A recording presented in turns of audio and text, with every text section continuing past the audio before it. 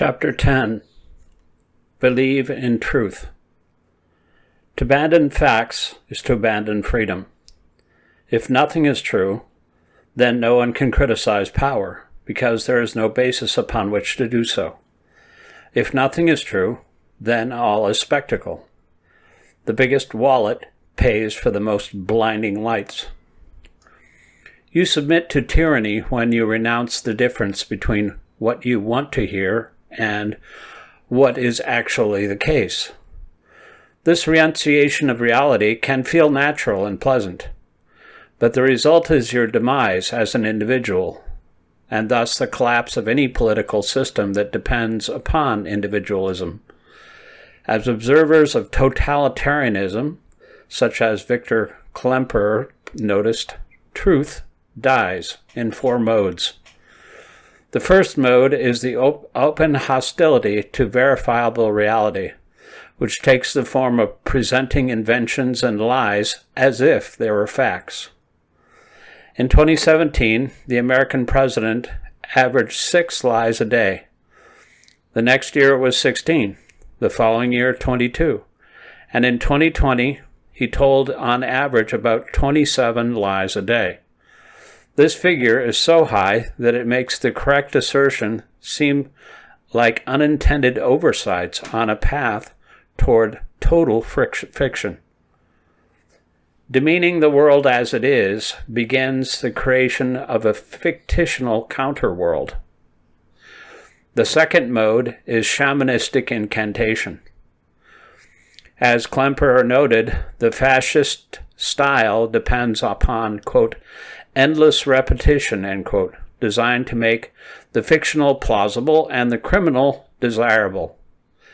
The systematic use of nicknames such as, quote, Sleepy Joe, end quote, and, quote, Crooked Hillary, end quote, displaced certain character traits that might more appropriately have been affixed to the president himself, yet through blunt repetition over Twitter, a president managed the transformation of individuals into stereotypes that people then spoke aloud and internalized.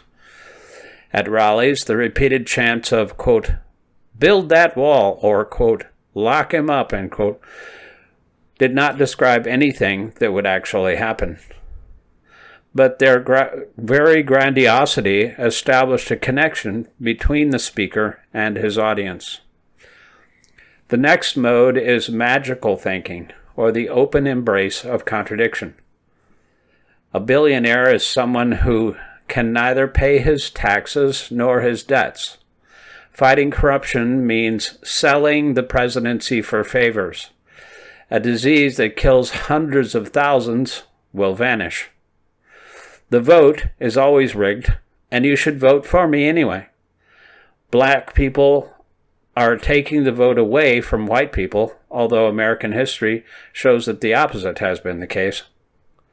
Accepting untruth of this radical kind requires a blatant abandonment of reason.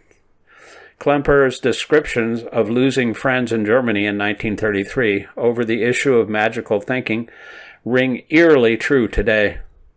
One of his former students implored him to, quote, abandon yourself to your feelings, and you must always focus on the Führer's greatness rather than on the discomfort you are feeling at present, end quote. 12 years later, after all the atrocities, and at the end of a war that Germany had clearly lost, an amputated soldier told Klemperer that, quote, Hitler never lied yet. I believe in Hitler, end quote. The final mode is misplaced faith. It involves the sort of self-defying claims a president made when he said that, quote, I alone can solve it, end quote, or, quote, I am your voice, end quote. When faith descends from heaven to earth in this way, no room remains for the small truths of our individual discernment and experience. What terrified Klemperer was the way that this transition seemed permanent. Once truth had become oracular rather than factual, evidence was irrelevant, At the end of the war, a worker told Klemperer that, quote, understanding is useless.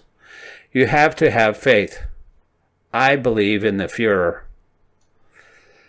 Eugene Ionesco, the great Romanian playwright, watched one friend after another slip away into the language of fascism in the 1930s. The experience became the basis for his 1959 absurdist play, Rhinoceroses, in which those who fall prey to propaganda are transformed into giant horned beasts.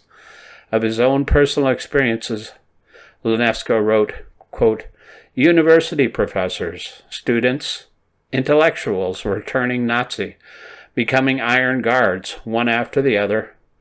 At the beginning, certainly there were not Nazis. About 15 of us would get together to talk and try to find arguments opposing theirs. It was not easy. From time to time, one of our friends said, quote, I don't agree with them, to be sure, but on certain points, nevertheless, I must admit, for example, the Jews, end quote, etc. And this was a symptom.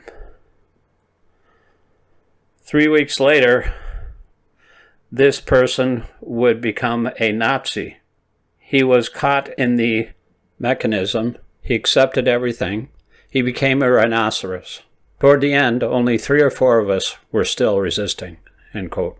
Ionesco's aim was to help us see just how bizarre propaganda actually is, but how normal it seems to those who yield to it. By using the absurd image of the rhinoceros, Ionesco was trying to shock people into noticing the strangeness of what was actually happening. The rhinoceri are roaming through our neurological savannas. We now find ourselves very much concerned with something we call, quote, post-truth, end quote. And we tend to think that its scorn of everyday facts and its construction of alternative realities is something new or postmodern. Yet, there's little here that George Orwell did not capture 7 decades ago in his notion of, quote, doublethink, end quote.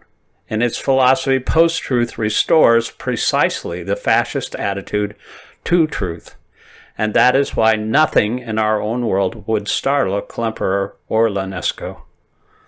Fascists despised the small truths of daily existence, loved slogans that resonated like a new religion, and preferred creative myths to history or journalism. They used the new media, which at the time was radio, to create a drumbeat of propaganda that aroused feelings before people had time to ascertain facts. And now, as then, many people confused faith in a hugely flawed leader with the truth about the world we all share. Post-truth is pre-fascism.